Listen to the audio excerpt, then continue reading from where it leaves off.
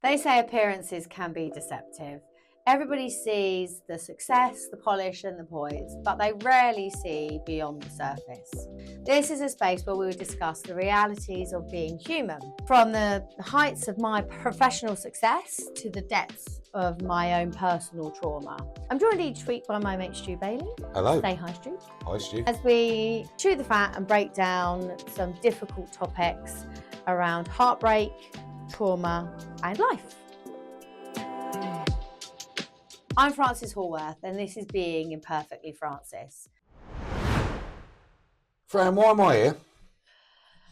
Besides being one of my favourite slags, you're here.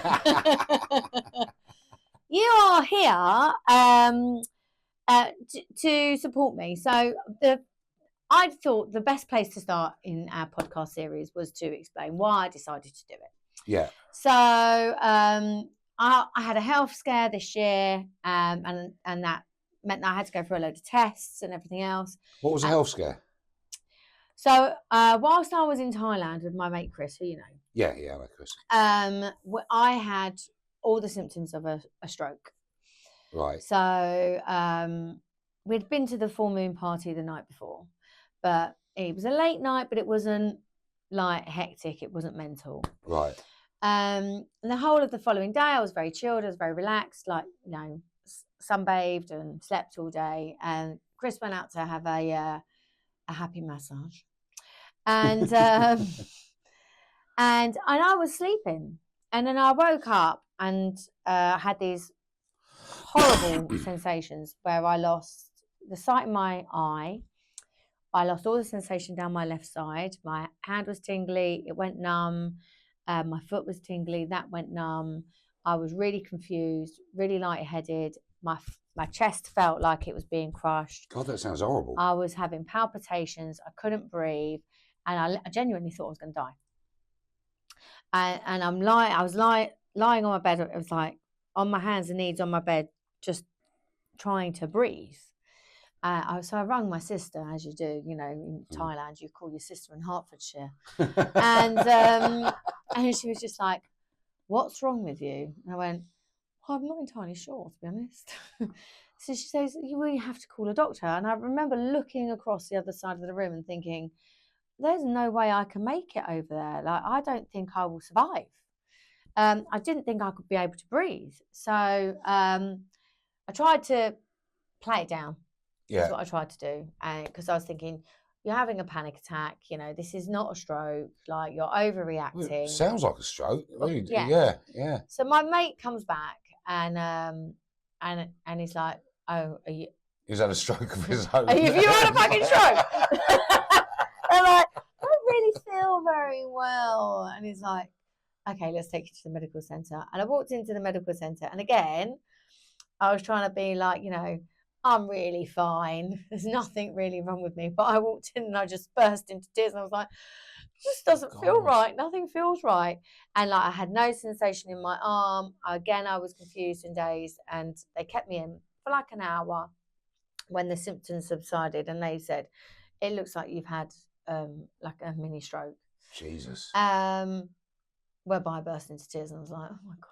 Fucking awful. It must have been terrifying, you being in Thailand, not in the UK, where you can easily get your treatment and everything else. Did that make a difference? I'm sure it did.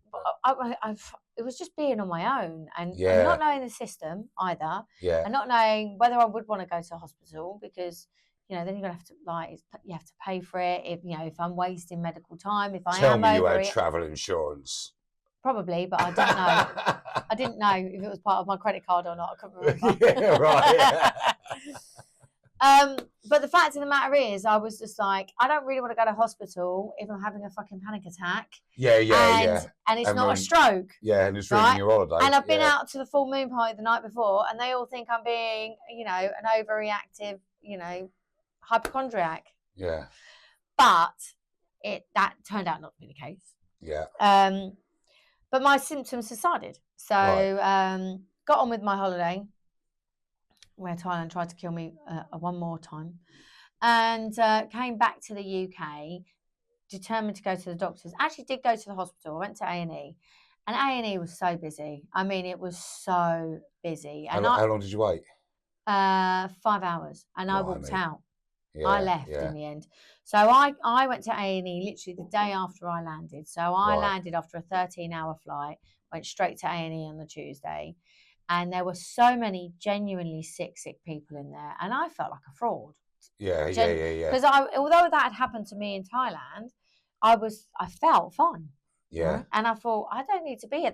Some poor man had a seizure on the floor and turned blue, Jesus. and I'm like, fucking hell. So yeah. So I said to the lady, because they were like, well, it's a long wait, and they were like, it's going to be another 4 hours. I'm like, that's 9 fucking hours. Then they referred me to the GP practice next door, and they were like, it's another 2 hours, and I just went, sod this, I'm going to go home and try and go and see my doctors. And then the next day I went to my doctors, and I told them my symptoms. And I also had this tennis elbow problem as well. Right. And I said, I can't get an appointment. I can't fill anything in online. Like, there's none of the systems here are in place to actually give me the support that I currently need. You're telling me if I've had symptoms of a stroke, I need to go to hospital, but I'm not currently having a stroke. So how do I get the help that I need to have this investigated without putting extra pressure on an already massively pressurized system? Yeah. But in the back of your mind, you must be worried it could happen again at any time and stuff like that. Right. You know? So they said, fill in this form. So I filled in this form. I said, what do I fill it in under? And he went, oh, fill it under skin condition. What? Because of my tennis elbow. He said, fill it in under skin condition, and then just put in the notes about your stroke. So I did that, right? And nobody called me back. No one called me back. Doctors didn't call me back, didn't hear back from them or anything. So I've now been to the hospital, told them about my stroke symptoms, gone to my doctors, told them about my stroke symptoms, and no one has currently done anything. So then I left there waiting for a call back from the doctors. They gave me an appointment with the physiotherapist for my tennis elbow and didn't even address the stroke note. My God. So then I'm walking the dogs on the morning, like a week later, and all these symptoms came flooding back.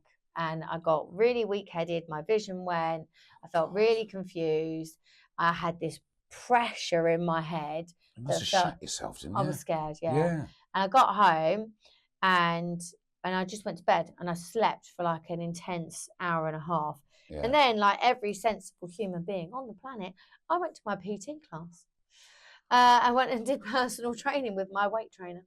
Right. I think I lasted 10 minutes, and I was like, I need to go to the hospital because I just, I was starting to come back again, was it? No, I just wasn't. I just wasn't right. I genuinely wasn't right. Yeah. So I go to the hospital, and actually I was then seen quite quickly, and they took a CT scan, and in my head though I'm still going, there's nothing wrong with me. There's nothing wrong with me at all. You know, I'm wasting time here. So they took a CT scan, and they came back and they said they found a bleed on my brain. No. Yeah, like a little mark, a black mark on my CT scan. And that normally means you've had a bash on the head or something like that, doesn't it? Well, do you remember the night that we got drunk? You got drunk, yeah. You got drunk. I was fine. I was absolutely fine.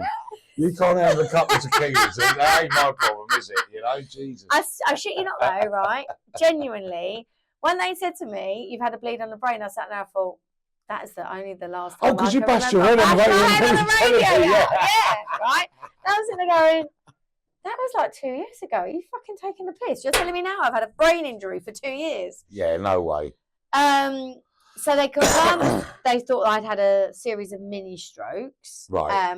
And they confirmed that they'd found this black anomaly on my brain, which I personally think is my brain growing exponentially larger because I'm using it so much and I'm accessing those extra parts of my brain, and that's just rude, Stu.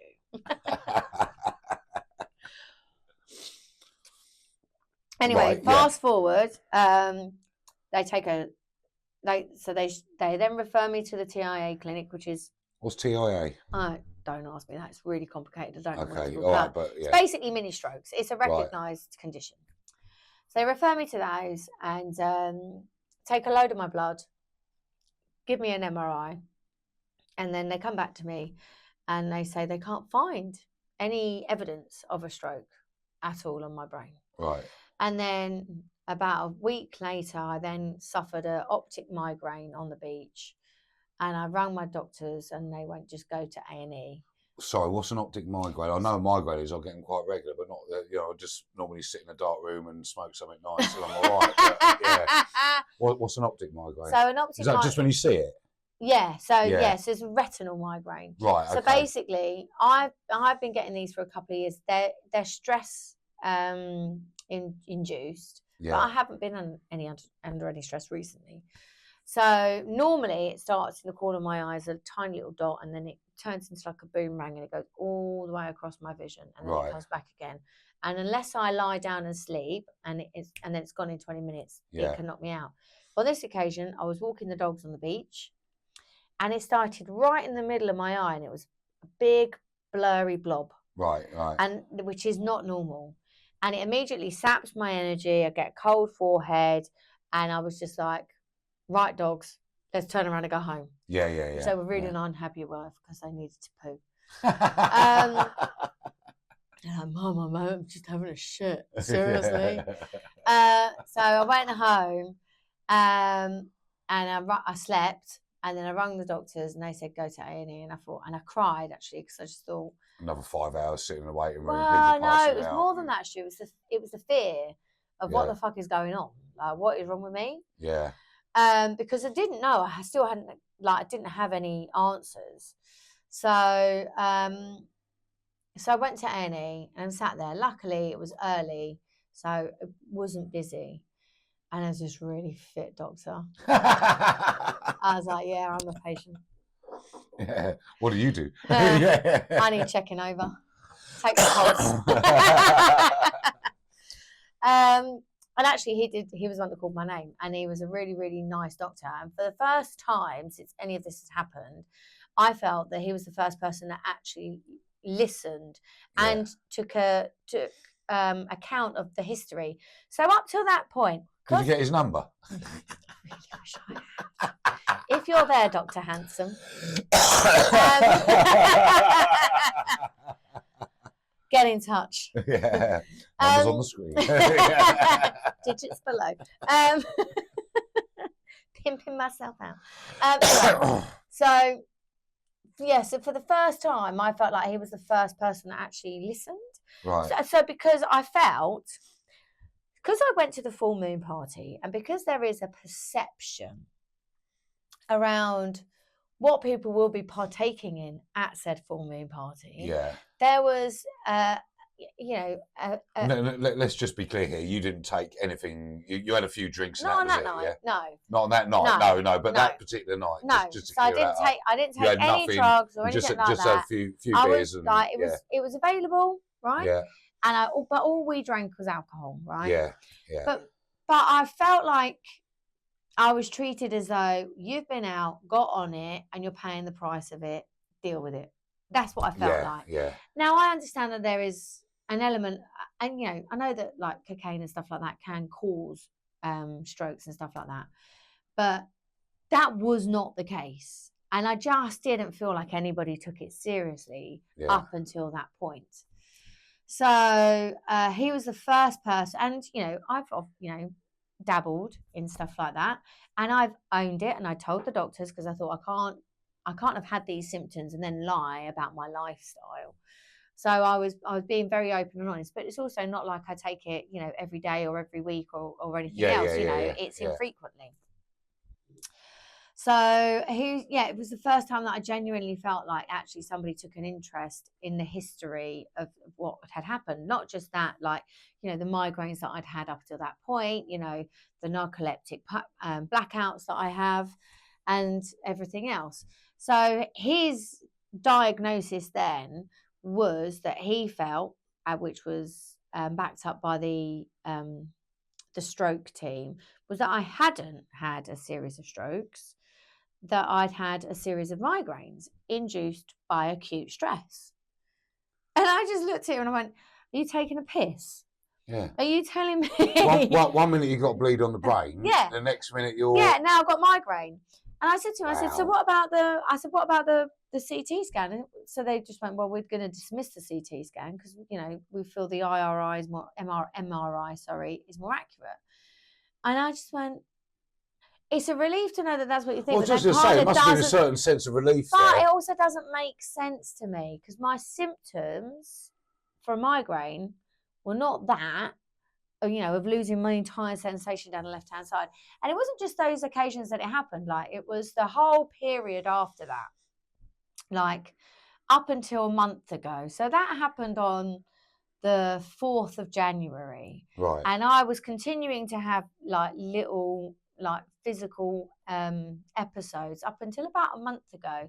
Like, even when I would go to my dance lessons, I'd suddenly lose sensation in my arm, or my hand and my arm would go really, really cold. And my, God love him, my dance teacher would just suddenly touch my hand and he'd be like, you're really cold.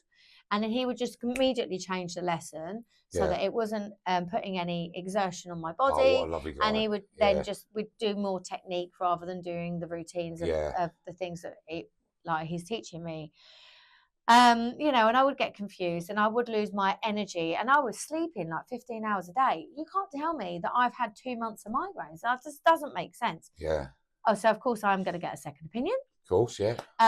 But what it triggered. So the purpose of this podcast is... I'm glad you're finally getting to that. Been asking you for an hour now, what we doing here? Do you know what I mean? Jesus. So what it did was it suddenly made me sit there and go, migraines. And I just said to him, is you're telling me this is all down to stress? And because of what I've gone through with my husband and the divorce and everything else that I've gone through, he basically said that I have operated at such a high level of sustained stress for such a long period of time that now that that's gone, this is my body's way of recovering. And if I don't, in his words, calm the fuck down. The doctor said that to you, calm the fuck down. Well, actually, what I said to the doctor is, I feel like you want to tell me to calm the fuck down. And he went, I really want to tell you to calm the fuck down. Oh, perfect. Oh, what a geezer. I went, that this is me calm. Yeah. So what do you want me to do? I can't help it that I'm a high energy person, right? Well, let's just backtrack a little bit here, because you had a really demanding job as well. I mean, I know you calmed down a little bit since I met you. But it was really, you was on TV, weren't you? Yeah. In a really stressful kind of environment. Yeah, I've worked for some very high net worth people. I've been in the public eye. You know, my job was 24/7. But it's not. Was that anything to do with his cause of stress levels? Was it? Or do you think it was more the emotional side of what was going on? No. It's when you've got your team being hounded by press. Yeah. You know, for interviews, when they are being frightened, when you're having to put things in place to protect the people that you're working with, in order to protect the person that you're looking after, who's a difficult person. That adds to the stress when you're dealing with that, in addition to personal stress, where your life isn't going the way that you want it, and you're having to take care of other people. And then, I mean, what happened to me was my entire hemisphere was stress. It was like literally a perfect storm of crisis, not in just one area, in every area of my life, to the point where, you know, I didn't want to live anymore. I would rather have died. I would rather have died. It was awful. I mean, it was awful. And you were earning good, weren't you? But sometimes that don't matter, does it? It's not really the point, is it? No, it's not. No, but sorry, I just see this in these high-end professionals. You know, I'm from London. Obviously, we both are. Yeah.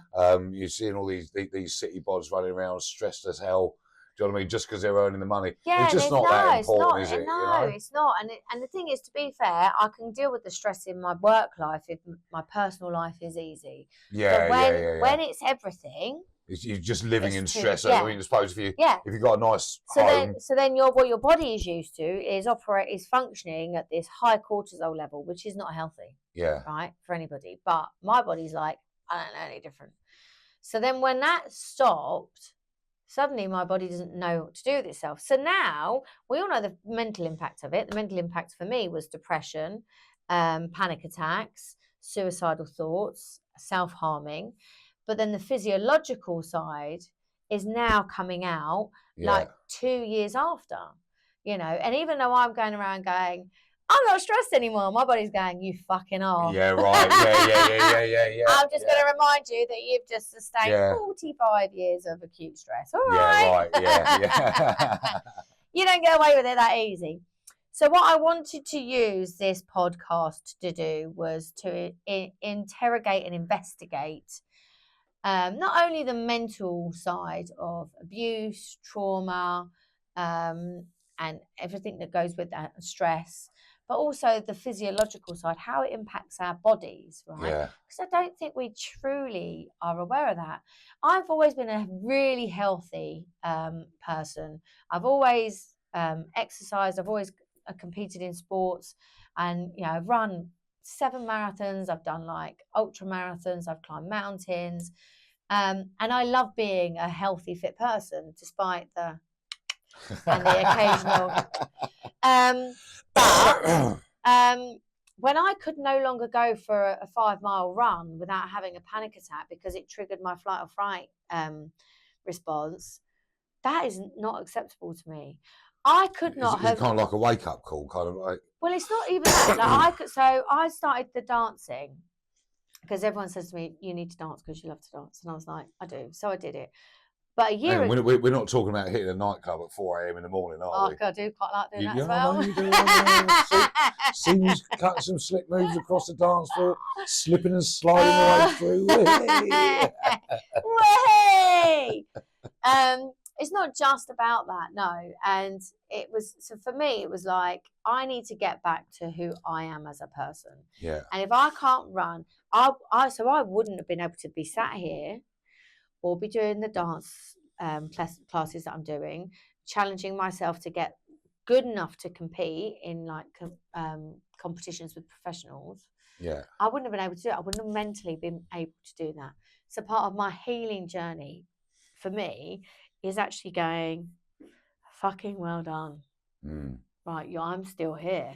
Yeah. Because there was a time when I nearly wasn't.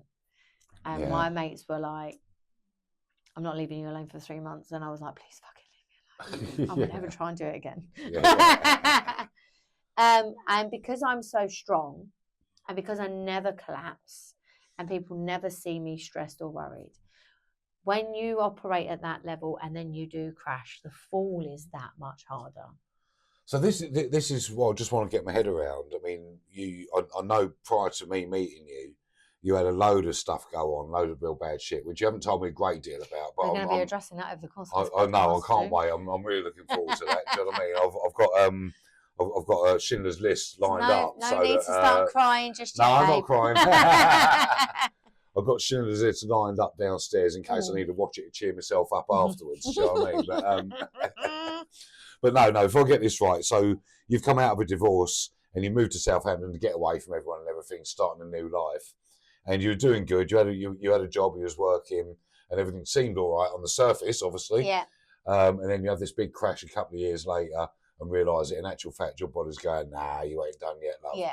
That's essentially what's happened. Yeah. And for me, that was a bit of a wake up call because I think, well, how many other people go through this that don't understand it?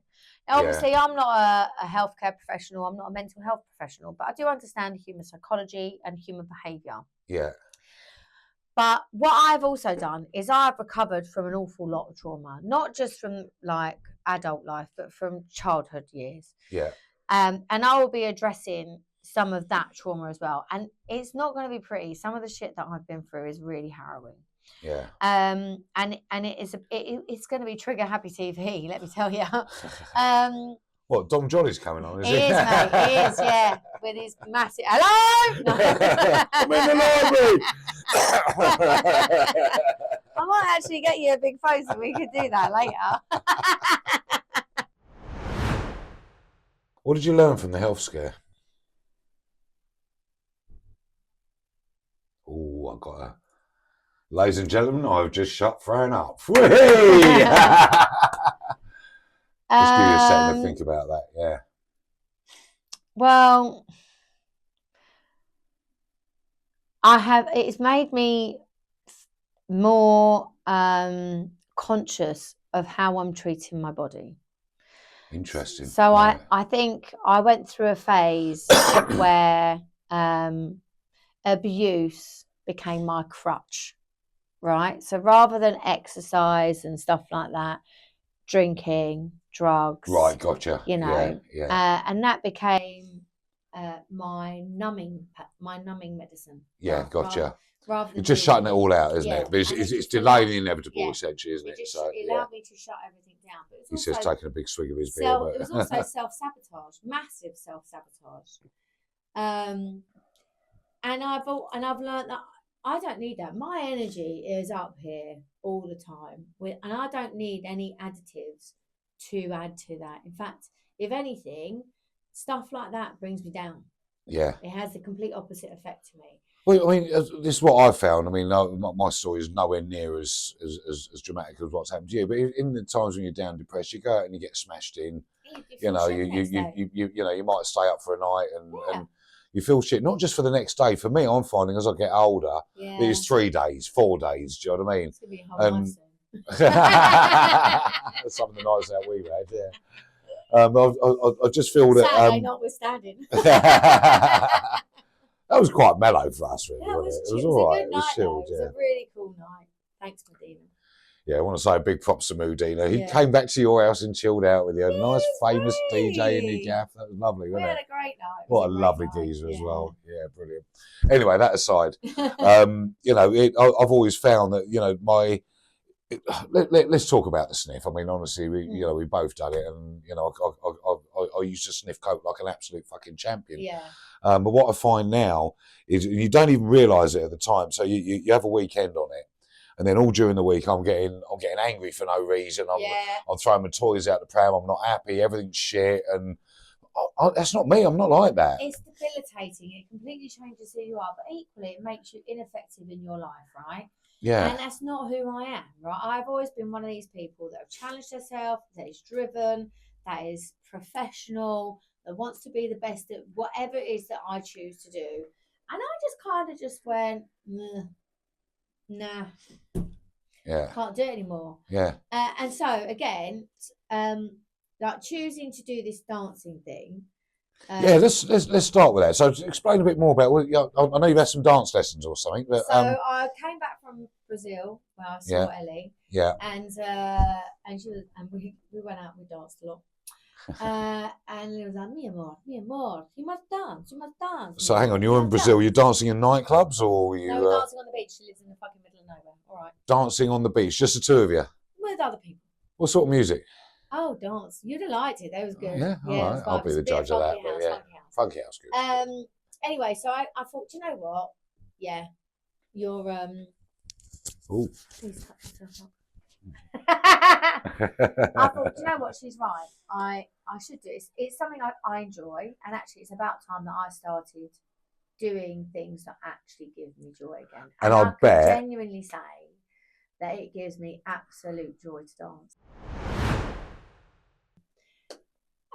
I said to my mate, I'm still healing from my marriage and my divorce and everything else. And he went, no, darling, you're thriving. Mm. You are now thriving. You've healed, now you're thriving.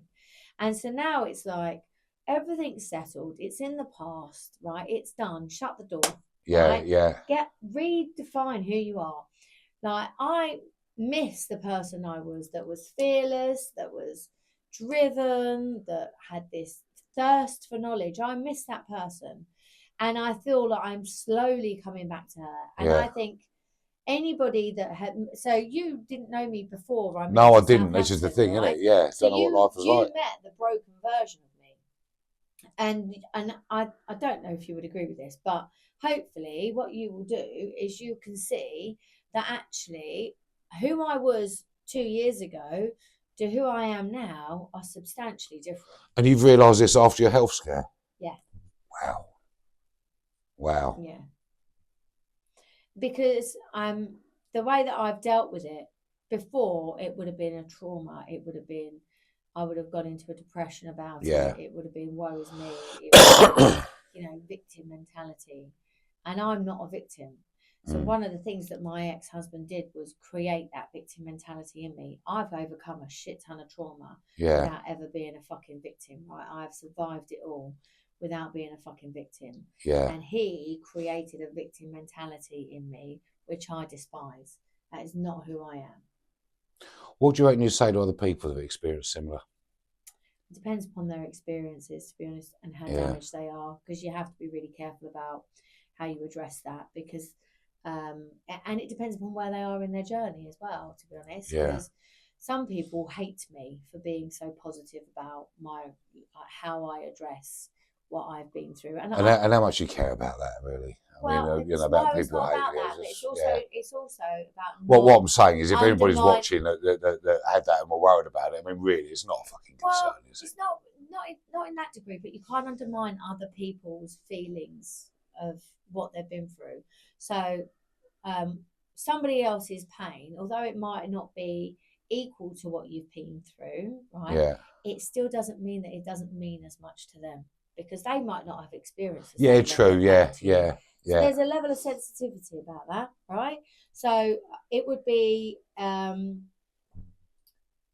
cruel of me to just dismiss somebody else's trauma because it didn't equal my own and go, oh, fucking go over it. Like, there's big problems in the world. Because just because they haven't experienced the same level of trauma as me or been through the same level of stress as me doesn't mean to say that it isn't as traumatic to them. So there's a level of sensitivity around it. But for me, it's more about going, yeah, bad shit happens, but it doesn't have to ruin who you are as a human being. Yeah. Right? So how do you mentally cope with that?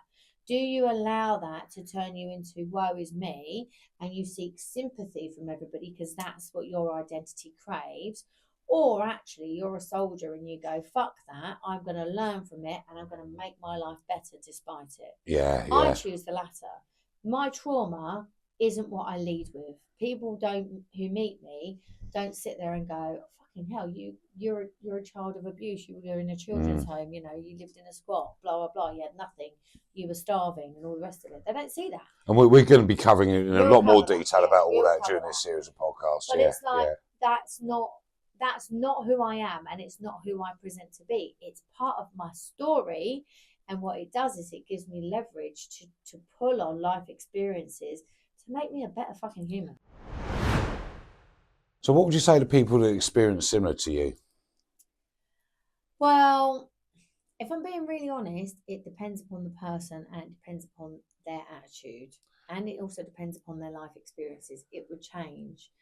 Well, no, let's break this down a little bit. So say you meet someone in a club somewhere that sits there, is a little bit broken and been through exactly what you've been through. Do you know what I mean? They've gone through a horrible divorce and they've come out of it. To be honest, if I was in a club and somebody was talking to me about that shit, I'd probably just sit there and go, that's really sad, I'm sorry, goodbye.